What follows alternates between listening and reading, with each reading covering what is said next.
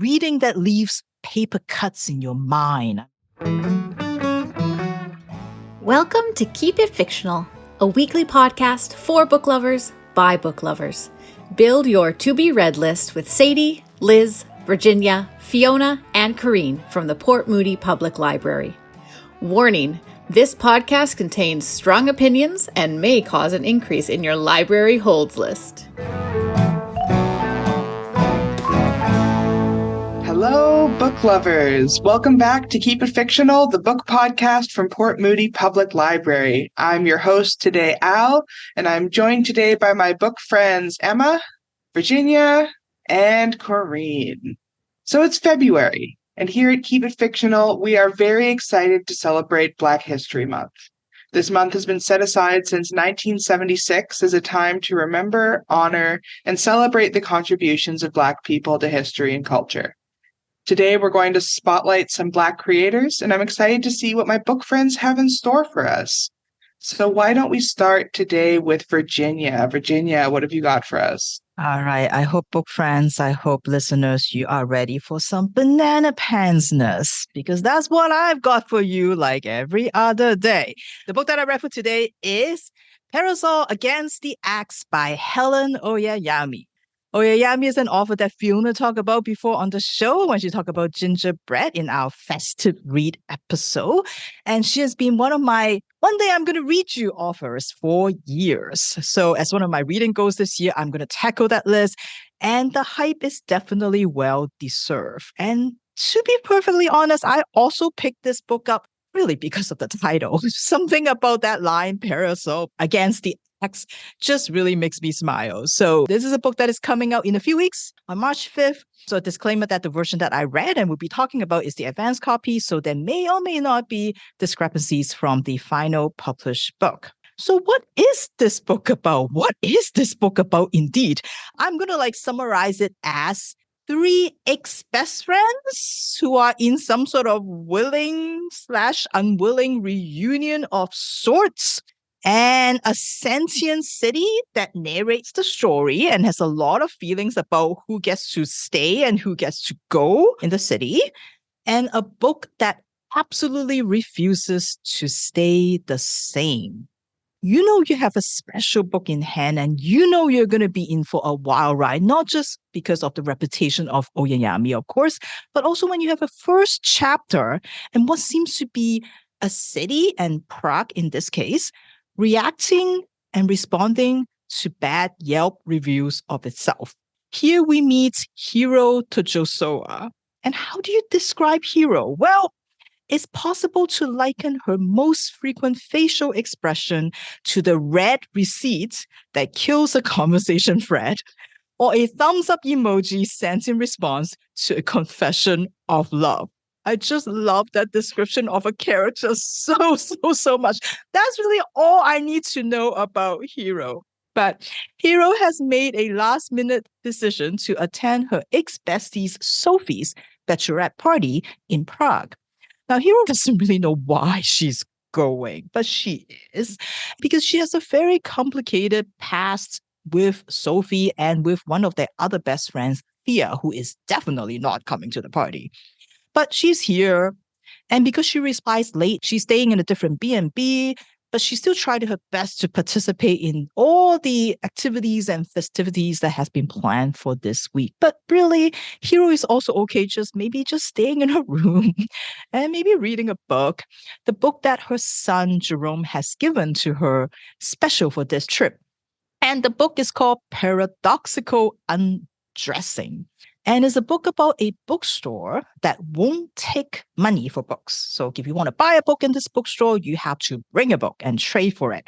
And of course, that leads to the whole idea of how much is this book worth? And I don't know if the things that were said in the book is Oyeyemi's opinions or not, but hopscotch definitely is going to get you a lot of books, apparently.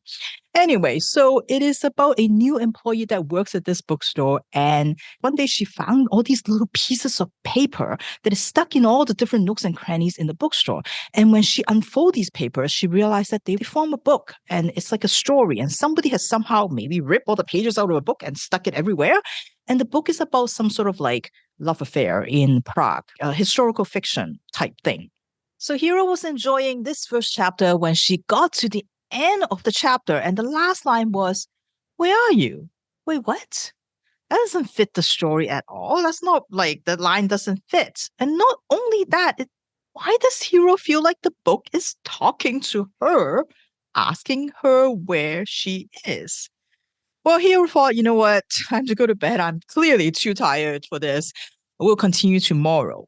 But the next day, when she finally got back to the B&B after getting lost in the city and have to be transported back to her B&B in a wheelbarrow, don't ask, she opens up the book and wait, it is no longer a book about some secret love affair that she was reading last night. Now it is a book about a judge. What is happening? Is the question that Hero asks herself, and also the question that all readers, as we are reading throughout this whole book, will be asking a lot. I have barely scratched the surface of this banana pantsness. There are going to be letters in the mail that follow you no matter where you go. There are going to be doppelgangers. There are going to be snow globes that you can customize. And you can put whatever inside that you want to shake away and get rid of from your life.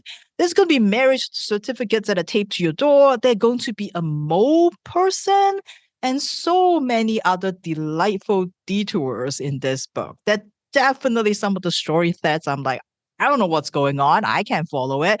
And you just have to shrug your shoulders and just move on because it feels like you're never going to figure out, and that is okay. But I love this whole like sort of stories within a story kind of structure, like the ever-changing, paradoxical undressing that book. And then it just tells a different story every single time someone opens the book about a different time in the history of Prague. That was really, really great. I love Oyeyemi's writing. There's so many good lines. Like one of the line that she said was like, you know, she was reading and it's a reading that leaves paper cuts in your mind. I'm like, oh, that is just such a beautiful line. It is just the kind of book that I love. Publisher Weekly gave it a star review, call it a meta textual masterpiece, whatever that means.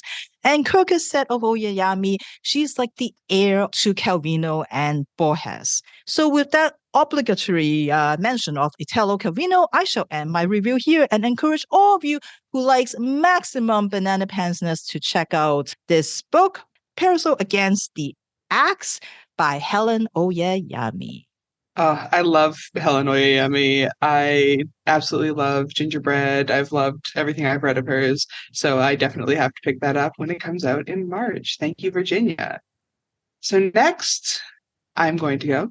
I'm very excited to talk about my book today. It is by N.K. Jemisin, one of my favorite authors writing today. While I've talked before about how much I love her fantasy trilogy, The Broken Earth, today I want to talk about a lesser-known series of hers, the Dreamblood duology, specifically the first book, The Killing Moon. The Killing Moon takes place in a socially stratified city-state based off of ancient Egypt, a place that draws its magic from the power and emotions carried in the dreams of its people. The city-state of Gujarat, city of the worshippers of the dream goddess Hananja, is known for being peaceful. Peace is the greatest good that it strives for. It is known for magic, primarily healing magic, using the 4 dream humors collected from its populace. Most respected, and in some cases feared, of the servants of Hananja are the gatherers, who collect dream blood, the most precious of the dream humors, from those whose souls they free into the dream world of Inakarek for the last time. Gatherer Ahiro is one of these chosen few, and we meet him on a night when he is gathering first the soul of an elderly man, who sees his gathering as a blessing, something that frees him from the suffering of his earthly life. The gathering goes smoothly, and Ahiro is energized enough that he believes he can accomplish a second before the night is through.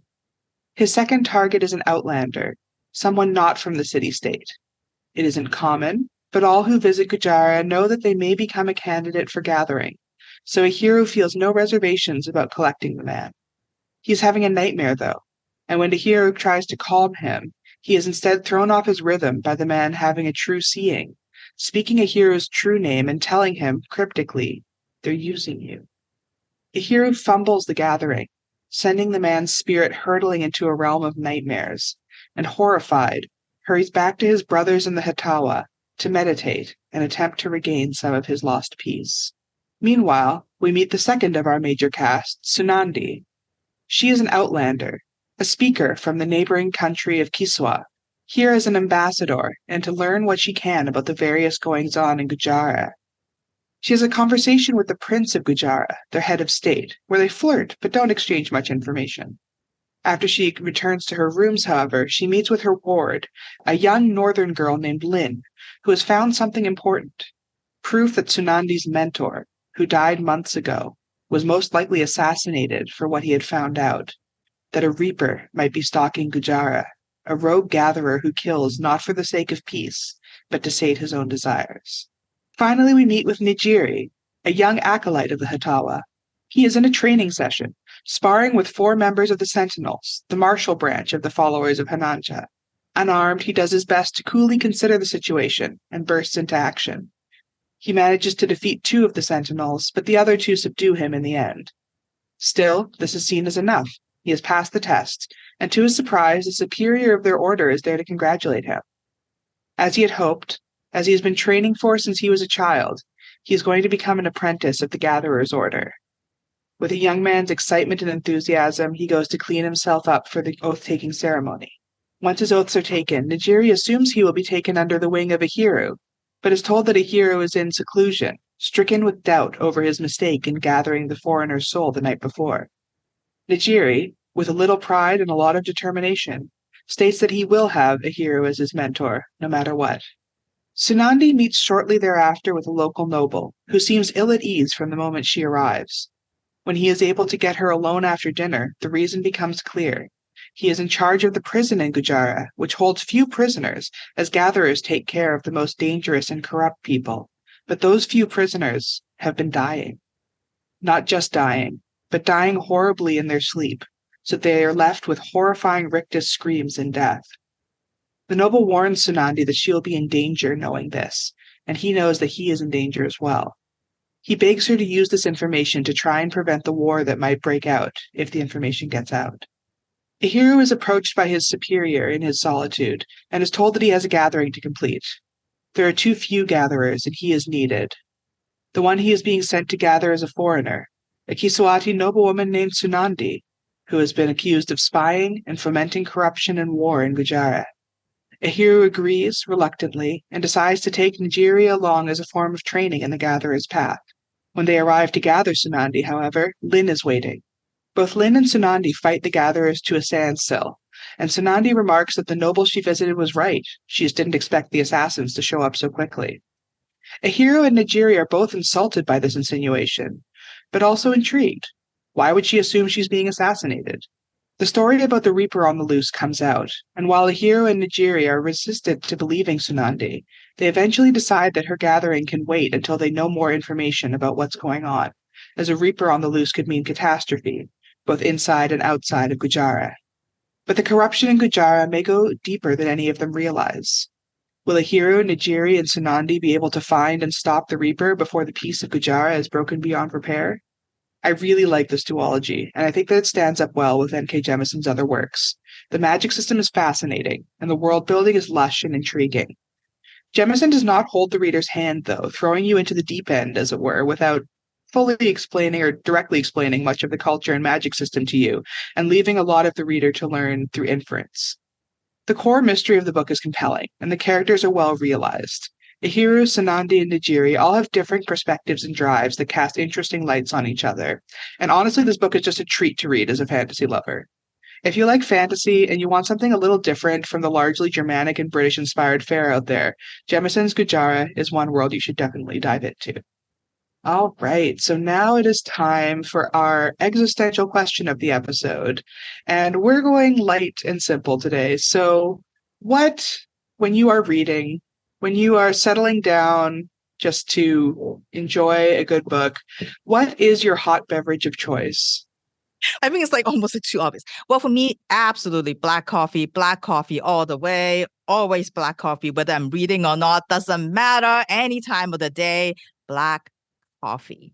I like a good black coffee in the morning. if I'm reading in the morning. But if it's like an afternoon, evening read, I'm a rooibos tea kind of gal. I like an African red rooibos tea, something that's like very warm and heartwarming and cozy. You're making a face, Corinne. It smells like cough syrup. Like, yeah, rooibos tea smells like cough syrup. Well, it doesn't taste like cough syrup. What would you drink, Corinne? Again, like Emma, I've got like my afternoon routine and my evening routine. If it's the afternoon, I take the long walk to my favorite little like bakery coffee shop to get my iced Americano with 4 shots of espresso and then an embarrassing amount of milk. And then in the evening, I have what I call my night tea because like nighty, and then like that's kind of funny, and I built to myself, and it's so cute. And then I have my little cup of tea, which invariably black tea, obviously with milk, which invariably becomes cold before I finish it. And so what I usually end up drinking is like lukewarm to stone cold tea. And you're making fun of my tea choices? Mine at least starts better. I don't add milk to my tea. I gotta say, I'm similar to Corinne's evening choices. I always like to sit down with a cup of Earl Grey tea, hot, with a little bit of a splash of milk. That's so comforting to me. Earl Grey tea is the tea that I started drinking as a little kid, which was, as a little kid, it was just milk with like, you dipped the tea bag into it briefly, and then it slowly worked up into actually having tea. So Earl Grey tea is like my comfort tea, and it really just puts me in the mood for a good book. CL knows. Describe it as milk with a little bit of coffee, Corinne. Do not say coffee because that's just like blasphemous to like the whole idea of coffee. You are drinking milk with a hint of coffee on the top of like 2 droplets of it, probably. I'm with Virginia. It's brown. It's coffee. I'm with Virginia on this one. All right, I did not know this would be as divisive a topic as it turned out to be. But moving on, Corinne, what book do you have for us? Yeah, so this is my first podcast back from my vacation where every Thursday night I just like lived instead of forcing myself to read a book in a very short amount of time on a deadline. And so I had forgotten sometimes the pitfalls of this particular approach to this podcast is that if you choose a book that ends up to be terrible, you're kind of in a fix. So I did take home a book that I've been kind of looking forward to and then started it and then finished it and then sat on my bed at like midnight and then realized this book was really bad and I don't think I can talk about it. So I was in a little bit of a fix because I like to read something fresh and new for the podcast. Otherwise, it feels like cheating. So I very quickly Googled novellas, figuring that I could knock something out of the park real fast before the sun came up. And I discovered that Toni Morrison, Nobel Prize winner of literature, National Book Award winner, Pulitzer winner, had written a novella, which was her 10th novel published in my handwriting gets a little illegible around here. We're going to say 2012. And so I thought, sure, I can finish this. Again, to my everlasting shame, on one of our previous podcasts, we talked about authors that we'd always meant to read and just kind of never got around to. And Toni Morrison was mine because I'm kind of afraid of her in the same way that I'm afraid of like Melville and Tolstoy sometimes, in that they're just so big, they're so influential, they're so amazing that I'm afraid that my tiny brain just won't be able to comprehend it. Much like Helen Oyeyemi, which I read and I'm like, I don't know what's happening. But I was so pleasantly surprised with the Song of Solomon, unpleasantly surprised by the amount of incest, but pleasantly surprised by the writing and the story. And it is a book that I think about a lot and I really enjoyed. And so I was so delighted to be able to kind of dip my toe back in something that's a little bit more contemporary and a little bit lesser known than some of her older, more classic works. And so the lovely 169-page novella that I ended up reading is Home, again, by the wonderful Toni Morrison. And again, clocking in at a sweet 169 pages. This book packs a lot into all of those pages. And again, even though I wouldn't say it's a book that you will enjoy in the same way that you're not going to read it with a big smile on your face, the process of it is really cathartic when you're reading it, as well as there are just sentences or descriptions in there that just, as Virginia had quoted, that kind of like rip through your brain like a paper cut. you just kind of sit up and stop. And it's so wonderfully written and so incisive and so perfect that, yeah, her writing just astounds me every single time, even when I'm reading about things I don't love. And so for this particular book, if you can think of a content warning, it will be there. This book deals with a lot of big topics, quite wonderfully done, but it is a very, very heavy book. Our book starts in kind of the 1950s, and Frank Money cannot find his shoes. He's pretty sure that he had them or that they were somewhere, but somewhere in the night, he seems to have lost them. And somewhere in the night, he has seemed to have found himself chained to a bed and currently in a mental hospital. We're in the 1950s, and Frank Money is a veteran of the Korean War. He is a Black soldier. He has returned home in a sense. He's returned back to America, but he refuses to go back to his hometown and all of the ghosts and the living that he would meet there. Frank is originally from Georgia, where he grew up with his beloved sister, C. And they were inseparable. From the moment she was born, he knew that he had responsibility over her because their parents, while present, were mostly too busy working to take care of the small child. And so C became Frank's child in a way. And there's a wonderful, wonderful quote that, again, I started like screenshotting parts of it because it was so good. Their parents were so beat by the time they came home from work. Any affection they showed was like a razor, sharp, short, and thin.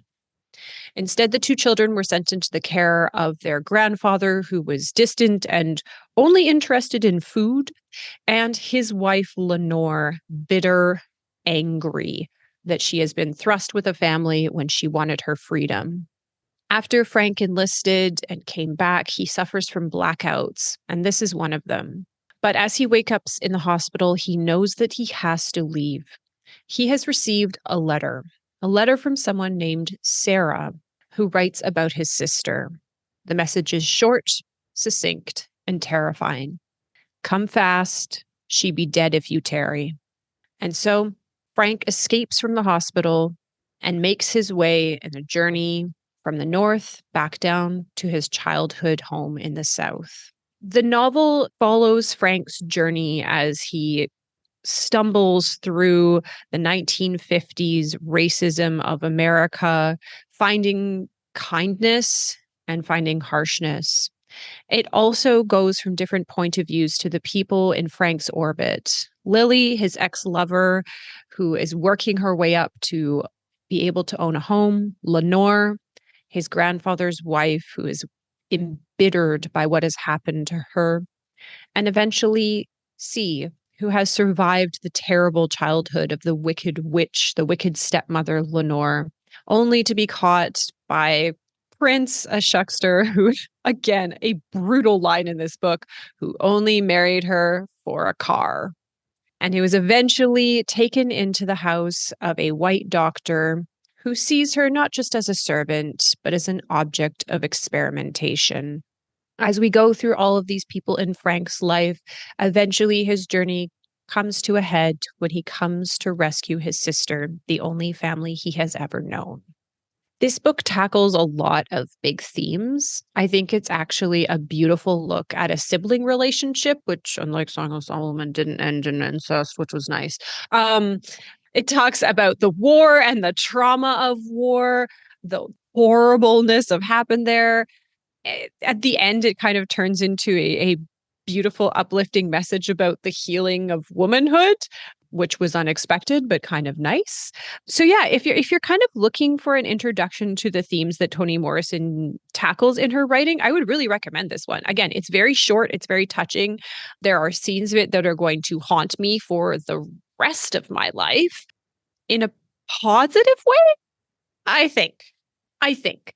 But if you are really kind of looking to delve into the great Black thinkers, the great Black writers, and are a little intimidated, I am here to tell you that you will be so richly rewarded if you just kind of take that first step and let go of kind of like the labels or hangups that you might have about kind of engaging with these magnificent thinkers, because you'll come away like so much richer and so so inspired by what people can do with like simple English words that we're all speaking right now.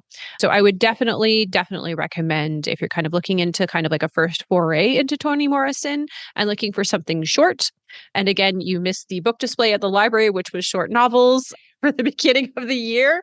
Definitely recommend Toni Morrison's Home. Wow, that sounds like a great entry point into Toni Morrison's body of work. I will definitely have to pick that up when I am ready for a little bit of soul crushing, but in a good way. So finally, we go to Emma. Emma, what have you got for us today?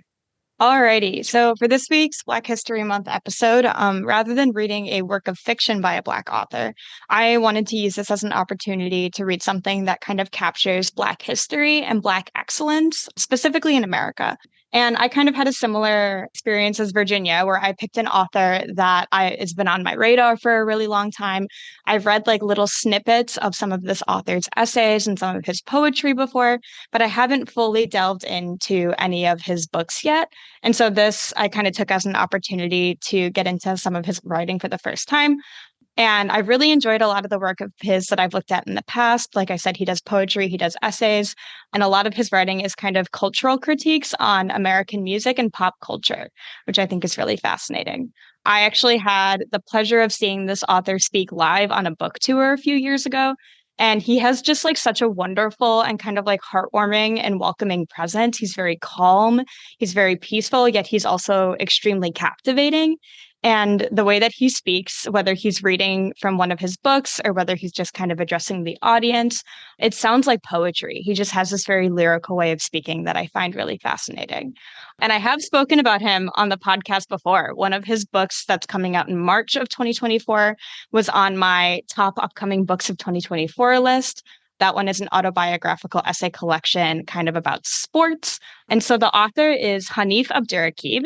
And the book that I read this week, it's called A Little Devil in America, Notes and Praise of Black Performance. And so it's kind of a musical performance history. It's like a kind of blend of like cultural essays, cultural commentaries on the history of Black performance, interconnected with notes from Hanif Abdurraqib's own upbringing and his own childhood and his own experience of Black art and Black music. So it's kind of part cultural commentary, part memoir, a really, really fascinating book. So a little bit of info about the author, about Hanif Abdurraqib. He's a poet and an essayist from Columbus, Ohio, so he's American.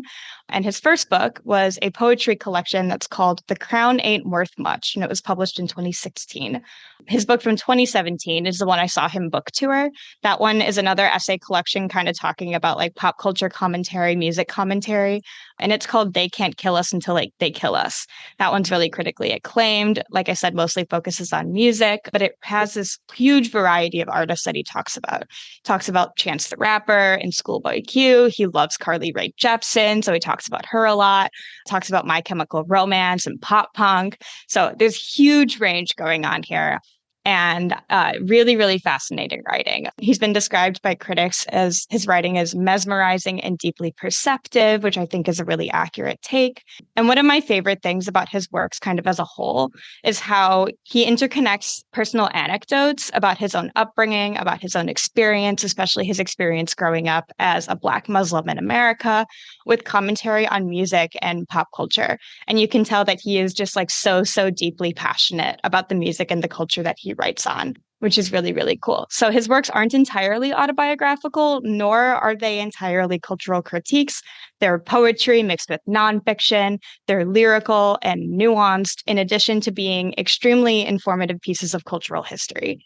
And I usually really like books that kind of bleed across genres like that, which is, for me, one of the biggest appeals to reading Hanif Abdurraqib's work.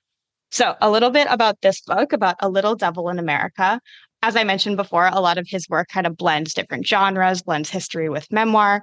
And in this book, he tells a broad history of Black excellence in performing arts all across America, with interjections of his own experiences with art growing up. The book opens talking about dance marathons, which I had very little interest in learning about and knew pretty much nothing about going into it.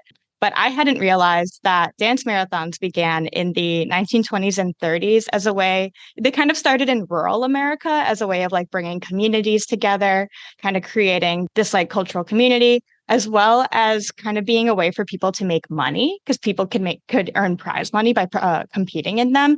And since people would get fed during them, it was an easy way to score a free meal, especially during the Great Depression. So it was cool to learn about the history of something that I've never really cared about, but actually was kind of fascinating to learn about. And Abdurraqib interrupts his history of dance marathons to talk about his own experience with dancing, with these kind of like community collective dance experiences when he was in high school. So he goes in to say that when he was in school, teachers at the school realized that students who had cars, who were upperclassmen in the high school, would leave campus during lunch, and there was pretty much no way to guarantee that they would come back. So what they would do to incentivize the students coming back to school and going to their afternoon classes is they would open up the auditorium during lunch, they would turn all the lights off, and they would allow the students to blast music and just dance. And so in the middle of the school day, his school auditorium would turn into this like dance club. And although his high school was mixed, there were white folks, there were Black folks, there were folks of all races there. It was mostly the Black students who participated in these midday dances. And Hanif Abdurraqib talks about how they kind of offered this opportunity for young people, including him, to freely express themselves free of judgment in this dark auditorium where they could just dance all their feelings out and not worry about other people judging or looking at them. And it created this really great sense of community in his school. So that was very cool. The book continues on this similar pattern where he talks about this historical moment in Black history and in Black like performance history specifically, and interconnects them with commentaries about his own experience, with a personal story about his own life and how his own experience connects to that history. So it's really, really cool. It's more of a collective history of Black experience in the arts than it is these standalone essays or pieces of a memoir. Going along with the theme of music and dance, each section of the book is called a movement, and it touches on different themes. Some of the themes he has are performing miracles, suspending disbelief, country and provenance, family and closeness and home, and then remembering. So each section begins with a short essay that's kind of written in a stream of consciousness called On Times I Have Forced Myself to Dance, where Abdurraqib, in one long breath, in one kind of really long run-on sentence, reminisces on his own experiences of Blackness in his youth. So these are kind of interesting interjections that he includes at the beginning of each chapter. They read more like confessional poetry than they do like nonfiction, and yet they have that similar kind of lyrical tone that he writes with even when he's recollecting history, even when he is writing just straight up nonfiction. So it's cool how that tone is kind of carried throughout the entire book. Throughout the book, Abdurraqib transitions seamlessly between subjects. One moment, he's talking about Don Cornelius, the guy who started Soul Train and the origins of Soul Train. And the next, he's recounting an unfortunate incident where he himself had fallen backwards down a staircase while doing the moonwalk. So there's these cool connections between the history of dance, the history of Black performing arts, and his own kind of failures as he would attempt to dance as a kid. But it's really fun how he's kind of interconnecting these experiences together. He effortlessly weaves stories of life and death, resilience and heartache, with praises on the history of Black music and dance performance, with a culturally relevant commentary on race relations in America. That's kind of an overall theme of the book. So I would really recommend this book if you're a fan of cultural criticism, if you're a fan of writing on music and performing arts, or if you're just a fan of memoir. Although the book is less memoir and more anecdotal notes on the author's lived experience, I think you do really learn about Abdurraqib's own experience in the book, as you do kind of in all of his nonfiction writing. I'd recommend it if you really like lyrical poetry or lyrical writing, or if you just want to read a nonfiction that's really beautiful, that's really beautifully written. I'd also recommend many of Abdurraqib's other books that I've looked into. Like I said before, he has a poetry collection that was his first book called The Crown Ain't Worth Much, and another really fascinating essay collection on music history and music criticism. And that one is less about the history of a specific type of music, more just about music in general. That one's They Can't Kill Us Until They Kill Us. And he also has that new book that's coming out in March that I'm very excited about. That one is called There's Always This Year, and it's more about his own experience, but interconnected with sports. He talks a lot about basketball in that one. So if you're a sports fan, and if you want to read more about Abdurraqib's own childhood experiences, I would really recommend checking out that one when it comes out in March. So kind of to wrap up, if you're interested in checking out something that's really sharp and provocative, commentary on music and performance, or if you just want to learn a bit more about the history of Black performance and Black art in the United States, I would really recommend A Little Devil in America by Hanif Abdurraqib. Thank you, Emma. That sounds like a really interesting read, and I always love it when we get a little bit of nonfiction on the podcast.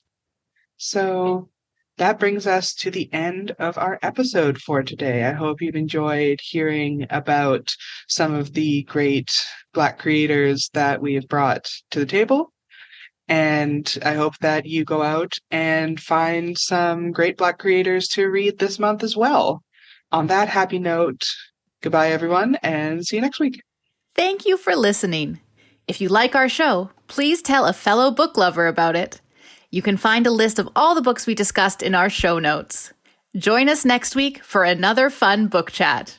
Until then, keep it fictional.